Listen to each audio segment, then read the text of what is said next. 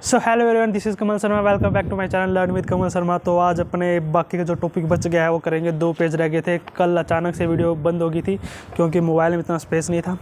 तो आज है अपना संडे, ठीक है। तो आज संडे है और आज सुबह छत पर आ गया हूँ मैं अपने। तो काफ़ी हवा चल रही है, बढ़िया ठंडी ठंडी हवा चल रही है। आपको दिख रहा होगा वीडियो में, थोड़ी बहुत कोई आवाज़ भी आ जाए हवा की तो थोड़ा एडजस्ट कर लेना। तो आज अपने करेंगे जो बाकी पेज बच गए हैं संत संप्रदाय वाला। 2 पेज बच गए हैं इसमें।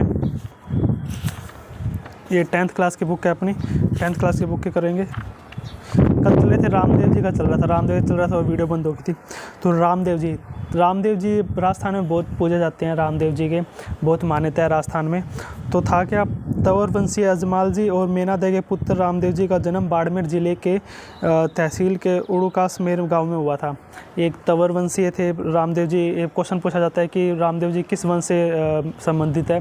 तंवर वंशीय है, ठीक है। और अजमाल जी और मेना दे घर में जन्म लिया इन्होंने, ठीक है। शिव तहसील है जो कि बाड़मेर में पड़ती है, वहाँ पे इनका जन्म हुआ है। और इन्होंने भैरव नामक क्रूर व्यक्ति की हत्या, उनको राक्षस था उनकी हत्या की थी। उन आम लोगों को इनके आतंक से बचाया था, ठीक है। और इन्होंने एक रामदेवरा गांव बसाया था जो कि रामदेवरा रुनेचा काफ़ी फेमस है। इनके 1458 में भाद्रपद शुक्ल एकादशी को इन्होंने जीवी समाधि ली थी। ये क्वेश्चन पूछा जाता है कि रामदेव जी ने कब अपने जीवी समाधि ली थी। 1458 ईस्वी को भाद्रपद शुक्ल द्वितीया को। कब ली थी? भाद्रपद शुक्ल द्वितीया को समाधि ली थी। इनकी मुख्य विशेषता है सांप्रदायिक स्वभाव की।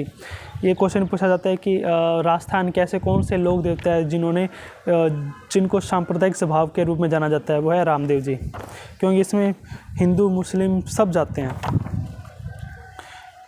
और इनके जो स्थान है उनको थान कहते हैं।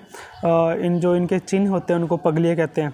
और इनके श्री कृष्ण के अवतार के रूप में आराधना करते हैं। और मुसलमान जो इनको रामसा पीर कहकर पुकारते हैं। इन्होंने एक पंथ चलाया था, कामड़िया पंथ के नाम से जाने जाते हैं। 13 थाली नृत्य प्रस्तुत किया जाता है उसमें, जिसमें मतलब 13 वो होते हैं, वो शरीर पर पहनते हैं। 13 वो होते हैं ना, बजाने वाले होते हैं, वो पहने जाते हैं। 13 थाली होते हैं। और अपने एक और होते हैं मेहा मंगलिया जी भी राजस्थान में पंचपीरों में आते हैं, गिने जाते हैं। ये राव चुंडा के समकालीन है। क्वेश्चन पूछा जाता है कि राव चुंडा के समकालीन कौन है, तो है मेहा मंगलिया जी राव चुंडा के समकालीन हैं। जन्म पवार क्षत्रिय परिवार में हुआ इनका, पवार क्षत्रिय में हुआ है, ठीक है। पालन पोषण इनके ननिहाल में हुआ है, मंगलिया गोत्र में हुआ है। जो इनके नाना नानी हैं उनके वहाँ पे इनका पालन पोषण हुआ है ननिहाल में। इसलिए ये मेहा मंगलिया जी के नाम से प्रसिद्ध हुए। स्वाभिमानी व्यक्ति है। अंत में जैसलमेर के राव रणक देव भाटी से युद्ध करते हुए इनको वीरगति प्राप्त हुई। इनके जो शत्रु थे रणक देव भाटी से युद्ध करते हुए इनके वीरगति प्राप्त हुई है। ये अच्छे शकुन शास्त्री भी थे। लोगों की सेवा सहायता करने, संरक्षण देने आदि काफ़ी कार्य करते थे। बापणी में इनका मंदिर है। बापणी एक जगह है राजस्थान में, वहाँ पे इनका काफ़ी प्रसिद्ध मंदिर है। भाद्रपद कृष्णाष्टमी को मेला पड़ता है। कब? भाद्रपद कृष्णाष्टमी को इनका मेला पड़ता है। भाद्रपद कृष्णाष्टमी को मेला लगता है इनका। और बापणी में इनका जन्म स्थान मंदिर है। फिर आते हरबू जी नागौर के रहने वाले थे। उनको सांखला के पुत्र और राव जोधा के समकालीन माने थे।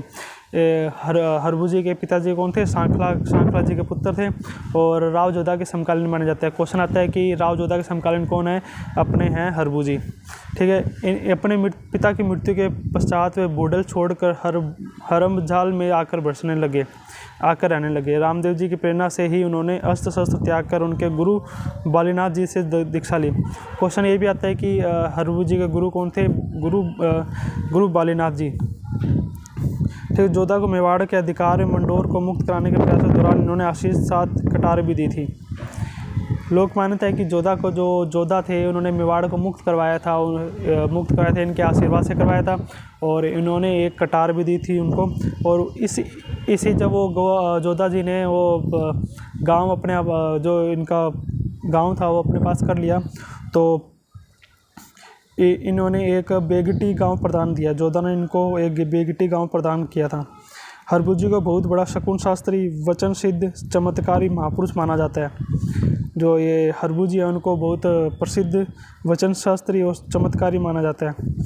बेगटी में इनकी प्रमुख स्थान है। बेगटी जो फलोदी में पड़ा है, आज अब एक नया जिला ही बन चुका है फलोदी। क्वेश्चन आता है, यही पूछा जा सकता है कि फलोदी एक नया जिला है, कहाँ पर है? जोधपुर के पास में है और बीकानेर के बॉर्डर टच करता है और सबसे छोटी सीमा लगती है इंटरनेशनल बॉर्डर की फलोदी से, ठीक है। और बेगटी में है फलोदी, जो बेगटी है फलोदी में पड़ता है और हरभुजी की गाड़ी की पूजा अर्चना की जाती है। ये क्वेश्चन आता है कि राजस्थान के कौन से ऐसे लोक देवता है जिनकी गाड़ी की पूजा अर्चना की जाती है? वो है हरभुजी। अब आते हैं अपने यहाँ से जो ये 5 पीर थे वो अपने ख़त्म हो चुके हैं।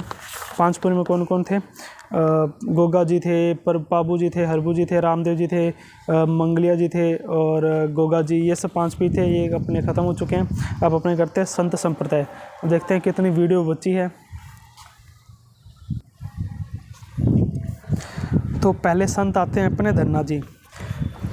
धन्ना जी टोंक के रहने वाले हैं। इन्होंने क्वेश्चन आता है कि राजस्थान में धार्मिक आंदोलन का श्री गणेश करने का श्रेय किसको जाता है? तो है धन्ना जी, ठीक है। टोंक जिले के धुवन गांव में जाट परिवार में इनका जन्म हुआ है। जाट परिवार में इनका जन्म हुआ है 1415 ईस्वी में, ठीक है। धन्ना काशी जाकर आचार्य रामानंद के शिष्य बन गए। धन्ना बाल्यकाल में ही अपने प्रवृत्ति धार्मिक थी इनकी, जो बचपन से ये धार्मिक कार्यों में जुड़ रहे थे। तो इन्होंने धन्ना जी जो थे वो काशी में जाकर रामानंद आचार्य के शिष्य बन गए थे। ये क्वेश्चन आता है कि धन्ना जी किसके शिष्य बन गए थे? वो थे रामानंद जी के जी, ठीक है। उनके ही प्रभाव से ये उपासक हो गए, उनके निर्गुण उपासक हो गए। इन्होंने गुरु रामानंद जी ने इनको घर पर रहकर ही भक्ति का आदेश दिया, घर पर ही रहकर भक्ति करने का आदेश दिया। पैतृक व्यवसाय कृषि में रत रहते हुए आत्मशुद्धि प्राप्त की, ठीक है। ये बस इतना ही है इसमें। इनसे भी इतना याद रखना है कि धन्ना जी को राजस्थान में श्री गणेश करने का श्रेय दिया जाता है। धार्मिक आंदोलन का जाट परिवार के थे, काशी में जाकर आचार्य रामानंद जी के शिष्य बन गए और उन्होंने रामानंद जी ने उनको घर पर रहकर ही भक्ति को करने का आदेश दिया था। वैसे ही एक संत है पीपा जी। पीपा जी बाड़मेर समदड़ी में जाने जाते हैं, जो खिंची राजपूत पीपा गागरोन के शासक थे। उनका जन्म 1425 ईस्वी में माना जाता है। पीपा काशी में जाकर रामानंद के शिष्य बन गए। पीपा भी काशी में जाकर रामानंद के शिष्य बन के इनको भी रामानंद जी ने घर पर रहकर ही भक्ति का आदेश दिया था। द्वारका यात्रा पर जाते हुए गागरोन पधारे थे ये, ठीक है। क्या नाम है इनके जो इसके पश्चात घूमते हुए टोडा टोक आए। वहाँ के शासक सूरसेन को अपनी दौलत संतों में बांट देने पर अपना शिष्य बनाया। इन्होंने जो सूरसेन को है ना अपना संत अपना भक्त कब बनवाया, अपना शिष्य कब बनाया? जब सूरसेन ने अपनी सारी दौलत संतों में बांट दी, तब इन्होंने इनको संत क्या बोलते हैं शिष्य बनाया, ठीक है। बाड़मेर जिले के समदड़ी गांव में पीपा जी का भव्य मंदिर है। क्वेश्चन ये आ सकता है कि बाड़मेर जिले के समदड़ी गांव में पीपा जी का मंदिर है, तो वो कौन सा गांव है जहाँ पे पीपा जी का मंदिर है? बाड़मेर जिले के समदड़ी गांव में, ठीक है। 17वीं शताब्दी में हस्तलिखित ग्रंथ में पीपा जी द्वारा रचित एक चिंतामणि नामक ग्रंथ भी प्राप्त हुआ है। 17वीं शताब्दी में इनके द्वारा लिखी हुई एक चिंतामणि नामक ग्रंथ भी प्राप्त हुआ है। ये पीपा ऊंच नीच में विश्वास नहीं करते थे, मूर्ति पूजा का विरोध करते थे, प्राणी मात्र की समानता का समर्थन करते थे। अगला आते हैं अपने जम्मू जी।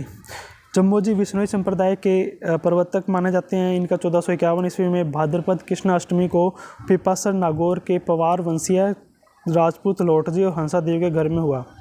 क्या एक तो ये पवार वंशीय है, इनके राजपूत लोट जी और फिर हंसा देवी के घर में जन्म हुआ इनका। इनके माता पिता का नाम क्या है? हंसा देवी और लोट जी, ठीक। 1451 में था, भाद्रपद कृष्ण अष्टमी को हुआ था, ठीक है। इनके माता पिता के देहांत के पश्चात ये समरास्थल बीकानेर आ गए।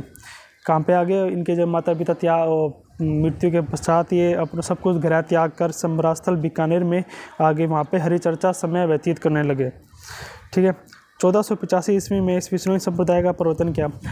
जम्मू जी ने 1485 ईस्वी में विष्णुई संप्रदाय का प्रवर्तन किया था। इन्हीं के जीवन विचारों का आचरण करने पर विष्णुई के 29 नियम है। 29 नियमों को ही 20+9 विष्णुई बोला जाता है। ये पर्यावरण को काफ़ी मानते हैं, पर्यावरण की रक्षा करते हैं। जम्मू जी को पर्यावरण वैज्ञानिक भी कहा जाता है। ये क्वेश्चन आ सकता है कि राजस्थान के ऐसे कौन से संत है, लोग देता है जिनको पर्यावरण का संत कहा जाता है? वो है जम्मू जी। पर्यावरण वैज्ञानिक कहा जाता है वो जम्मू जी। 1536 ईस्वी में लालासर गांव में इन्होंने अपना नश्वर शरीर त्याग दिया। लालासर गांव में इन्होंने अपना शरीर जो था वो त्याग दिया 1536 ईस्वी में। तालवा गांव के निकट इन्हें समाधिस्थ किया गया। जो तलावा गांव है उसका वहाँ पे इन्होंने समाधिस्थ किया गया। यह स्थान आज मुकाम के नाम से जाना जाता है। राजस्थान के ऐसे कौन से संत हैं जिनका मुकाम नाम से समाधि स्थल बना हुआ है, वो है जम्बोजी। और जम्बोजी का समाधि स्थल कहाँ है? मुकाम में, जो कि आज काफ़ी बड़ा है और फाल्गुन अश्विन अमावस्या को इनका मेला लगता है। फिर अगले आते हैं अपने जसनाथ जी। जसनाथ जी इंपॉर्टेंट हो जाते हैं कि 1482 में कत्रियासर बीकानेर में इनका जन्म हुआ था। ये क्वेश्चन भी आया था लास्ट थर्ड ग्रेड मेंस में, लेवल फर्स्ट में। जसनाथ जी का कहाँ पे हुआ जन्म? कत्रियासर में हुआ था या समराथल में हुआ था? ये ऐसे क्वेश्चन थे। कत्रियासर बीकानेर में हुआ था। हमीर जी जानी जाट और रूपादेय का पोष्य पुत्र माना जाता है। इनको हमीर जी जानी जाट और रूपादेय का पोष्य पुत्र माना जाता है। लोक विश्वास के अनुसार गोरखमलिया बीकानेर में 12 वर्ष तक कठोर तपस्या करते जीवों पर दया करने का संदेश दिया। इन्होंने एक पागल नामक तांत्रिक का घमंड चकनाचूर किया। जसनाथ जी ने लोहा पांगल नामक तांत्रिक का घमंड चकनाचूर किया। लूणकरण को बीकानेर का राजपद पाने का वरदान भी दिया था इन्होंने। और एक क्वेश्चन ये जरूर पूछा जाता है कि इनके चमत्कार से प्रभावित होकर दिल्ली सुल्तान सिकंदर लोदी तक ने इन्हें कत्रियासर के पास भूमि दी थी। ऐसे कौन से संत हैं जिनको सिकंदर, जो उस टाइम के सुल्तान थे सिकंदर लोदी ने इनको अपने ज़मीन दी थी? वो है